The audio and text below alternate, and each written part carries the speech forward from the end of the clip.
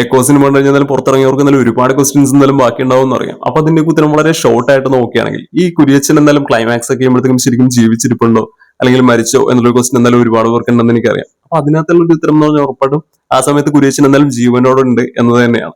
പിന്നെ അതുപോലെ തന്നെ ഇതിനെക്കുറിച്ച് നമുക്ക് ഡീറ്റെയിൽ ആയിട്ട് എന്തായാലും സംസാരിക്കാം. അതുപോലെ തന്നെ ഈ നായകളുടെ യഥാർത്ഥ യജമാനൻ ആരാണ് എന്നുള്ളൊരു ക്വസ്റ്റ്യൻ കൂടി അതിനൊപ്പം നമ്മൾ എന്തായാലും എടുത്ത് പറയേണ്ടതായിട്ടുണ്ട്.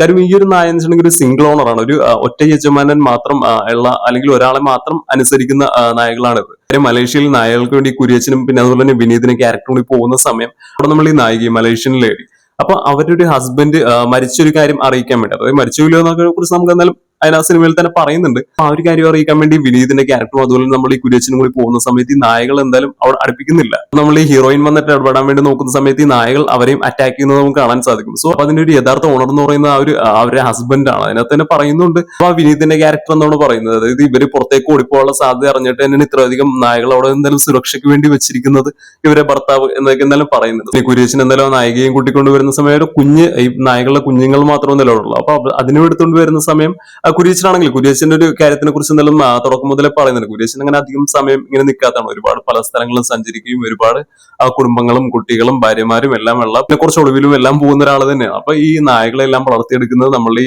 ഹീറോയിൻ തന്നെയാണ്. അതുകൊണ്ട് തന്നെ ഈ നായകളുടെ ഒരു യഥാർത്ഥ ഓണർ ആരാണ് അല്ലെങ്കിൽ യജമാൻ ആരാണെന്ന് നോക്കുകയാണെങ്കിൽ ഹീറോയിൻ ആണ്, അല്ലെങ്കിൽ നമ്മൾ ഈ മലേഷ്യൻ ലേഡിയാണ്. പിന്നെ കുര്യച്ചനെതിരെ നമ്മളെ നായിക തന്നെ ട്രാപ്പിലാക്കുന്നു എന്നതിനെ കുറിച്ചൊക്കെ എന്തായാലും സിനിമയിൽ തന്നെ പറയുന്നുണ്ട്. അപ്പൊ അതിനെക്കുറിച്ച് ഞാൻ എന്തായാലും എക്സ്പ്ലെയിൻ ചെയ്യുന്നില്ല. കാര്യം അവരൊരു ഹസ്ബൻഡിന് ഇത്തരത്തിൽ അവരിൽ നിന്ന് അകറ്റിയതിനെല്ലാം പുറകിൽ ഉറപ്പായിട്ട് ഈ കുര്യച്ചനും പിന്നെ അതുപോലെ തന്നെ വിനീതിന്റെ ഒരു ക്യാരക്ടറും കൂടിയാണ്. അതുകൊണ്ട് തന്നെ വിനീതിന്റെ ഒരു ക്യാരക്ടർ മരിക്കുന്നതിന് പുറകിലും ആരാണെന്ന് പറയേണ്ട ഒരു കാര്യമില്ലല്ലോ. അതുപോലെ തന്നെ വിനീതിന്റെ ക്യാരക്ടർ വന്നിട്ട് നമ്മളെ നായികയുടെ അടുത്ത് ഈ കാര്യത്തിനെ കുറിച്ച് പറയുന്ന സമയത്ത് എന്തായാലും നായിക എന്തായാലും അതിനെതിരെ പ്രതികരിക്കുകയോ അല്ലെങ്കിൽ വിനീതിനെ അറ്റാക്ക് ചെയ്യുകയോ കാര്യങ്ങളൊന്നും ചെയ്യുന്നില്ല. കാര്യം നായിക ഈ കാര്യങ്ങളൊക്കെ അറിഞ്ഞതിന് ശേഷം എന്നാലും കുര്യച്ചൻ വന്നതിന് ശേഷം കുര്യച്ചന്റെ അടുത്ത് കാര്യങ്ങൾ എന്നാലും ചോദിക്കുന്നുണ്ട്. അപ്പൊ കുര്യച്ചൻ പറയുന്നുണ്ട്, എന്നാലും ഞാൻ ഒറ്റക്കുള്ള മാത്രം നിന്റെ അടുത്ത് പറഞ്ഞിട്ടുള്ളൂ, അത് ഇതായിരുന്നു എന്നൊക്കെ പറയുന്നുണ്ട്. പിന്നെ ഇതിനെ കുറിച്ച് എന്തായാലും ഡീറ്റെയിൽ ആയിട്ട് വന്നതിന് ശേഷം സംസാരിക്കാം എന്നൊക്കെ എന്തായാലും കുര്യച്ചന്റെ ക്യാരക്ടർ എന്തായാലും പറയുന്നുണ്ട്.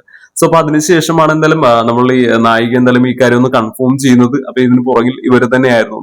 അപ്പൊ എന്തായാലും ഇത് കൺഫേം ചെയ്തതിന് ശേഷമാണ് എന്തായാലും ഇവരെ നായകൾ പോയിട്ട് എന്തായാലും വിനീതിനെ എന്തായാലും അറ്റാക്ക് ചെയ്യുന്നതും കൊന്നുകളയുന്നതും. ഈ ക്ലൈമാക്സിൽ എന്തായാലും പറയുന്ന പോലെ കുര്യച്ചൻ ഏതെങ്കിലും ഒരു സ്ഥലത്ത് ഒളിച്ചിരിക്കുകയാണെങ്കിൽ അവിടെ നിന്ന് പുറത്തു വരുന്ന സമയം ഈ നായകൾ വന്നിട്ട് ഇവരെ തടയുകയാണ്, കുര്യച്ചനെ തടയുകയാണെങ്കിൽ ഉറപ്പായിട്ടും കുര്യച്ചന്റെ കയ്യിൽ തോക്കുണ്ട്, നമ്മൾക്ക് അറിയാവുന്നതാണ്. മലേഷ്യയിൽ വെച്ചിട്ട് നായകൾ എന്തായാലും വെടിവെച്ച് കൊന്നത് നമ്മൾ കണ്ടിട്ടുള്ളതാണ്. അപ്പൊ ഉറപ്പായിട്ടും കുര്യച്ചന്റെ കയ്യിൽ തോക്കുണ്ടെങ്കിൽ അത് ഉപയോഗിച്ചിട്ട് ഈ നായകളെ കൊല്ലാനുള്ള ഒരു സാധ്യതയില്ലേ എന്നുള്ളൊരു ക്വസ്റ്റൻ ഉറപ്പായിട്ടും നിങ്ങൾക്ക് ഉണ്ടാവും.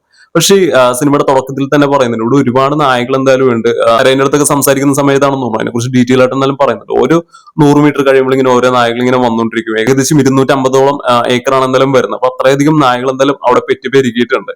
അപ്പൊ അതുകൊണ്ട് ഈ കയ്യിലുള്ള തോക്ക് വെച്ചിട്ട് എത്ര നായകളെ എന്ന് വെച്ചിട്ടുണ്ടെങ്കിൽ ഈ കുര്യച്ചൻ എന്തായാലും വെടിവെക്കാൻ പറ്റും അല്ലെങ്കിൽ കൊല്ലാൻ പറ്റും, അതിനുശേഷം മുന്നോട്ട് വരാൻ പറ്റും. അപ്പൊ ഈ കയ്യിലുള്ള തോക്ക് വെച്ചിട്ട് എത്രയധികം നായകളെ കൊന്നിട്ട് കുര്യച്ചൻ എന്തായാലും അവിടെ നിന്ന് രക്ഷപ്പെടാൻ പറ്റും എന്നുള്ളത് നമ്മളൊന്ന് ആലോചിച്ച് നോക്കേണ്ട കേസ് തന്നെയാണ്. അതുപോലെ തന്നെ പിയൂസ് അവൻ ഓടി വീട്ടിലേക്ക് വരുന്ന സമയം എന്തായാലും നായിക അവിടെ നിന്നിട്ട് ആ ബൈനോക്കുലറിൽ നോക്കിക്കൊണ്ടിരിക്കുന്ന ഉറപ്പായിട്ട് കുര്യച്ചനെ വാച്ച് ചെയ്തുകൊണ്ടിരിക്കാനുള്ള സാധ്യത തന്നെയാണ് എന്തായാലും കൂടുതലായിട്ടുള്ളത്. പിന്നെ അതുപോലെ തന്നെ ആ ഓടി വരുന്ന സമയം നിലത്ത് കിടക്കുന്ന ഒരു സാധനം എടുത്തിട്ട് ഇങ്ങനെ നോക്കുമ്പോഴത്തേക്കും അതിനകത്ത് ഭക്ഷണം ഇരിക്കുന്നതെന്ന് കാണാവുന്നതാണ്. അത് ഉറപ്പായിട്ട് ഈ നായകൾ കൊണ്ട് ഈ ഭക്ഷണം എത്തിക്കുന്നതിന് വേണ്ടി ഉപയോഗിച്ചിരുന്ന ഒരു സാധനമാണ്. സോ അപ്പൊ ആ നായകൾ ആർക്കും ഭക്ഷണം കൊടുത്തിട്ട് എന്തായാലും തിരിച്ച് ജസ്റ്റ് വന്നേ ഉള്ളൂ. അപ്പൊ ലൈവായിട്ട് ഇപ്പോഴും ഈ നായകൾ വഴി ആർക്കും എന്തായാലും ഭക്ഷണം കൊടുക്കുന്നുണ്ട് എന്ന് നമുക്ക് എന്തായാലും മനസ്സിലാക്കാവുന്നതാണ്. പിയൂസ് കുര്യച്ചന്റെ മകനാണോ എന്നുള്ള ക്വസ്റ്റ്യൻ എന്തായാലും ഒരുപാട് പേർക്ക് എന്തായാലും ഉണ്ടാവാനുള്ള സാധ്യതയുണ്ട്. കാര്യം തുടക്കം മുതലേ പറയുന്നുണ്ട് കുര്യച്ചൻ ഒരുപാട് കുടുംബങ്ങളും ഒരുപാട് മക്കളും എല്ലാം ഉണ്ടെന്ന് പറയുന്നത്. കാര്യം കുര്യച്ചന്റെ മകൻ വന്നിട്ട് നമ്മുടെ അടുത്ത് സംസാരിക്കുന്ന സമയത്ത് തന്നെ പറയുന്നുണ്ട് എന്തായാലും എത്രയും പെട്ടെന്ന് തന്നെ പ്രോപ്പർട്ടിയൊക്കെ വിൽക്കുന്നതിനെ കുറിച്ച് ആലോചിക്കാം, അല്ലെങ്കിൽ അടുത്ത മക്കളും കുടുംബക്കാരൊക്കെ വന്നിട്ട് പിന്നെ ഒരുപാട് ഷെയർ ഒക്കെ പോകാനുള്ള സാധ്യതയുണ്ട്, അപ്പൊ പെട്ടെന്ന് തന്നെ ആക്ഷൻ എടുക്കണം എന്നൊക്കെ പറഞ്ഞിട്ട് മകൻ വന്നിട്ട് പറയുന്നതൊക്കെ നമുക്ക് കാണാവുന്നതാണ്. അപ്പൊ അതുകൊണ്ട് തന്നെ അത്തരത്തിൽ കുര്യച്ചന്റെ ഒരു മകനാണോ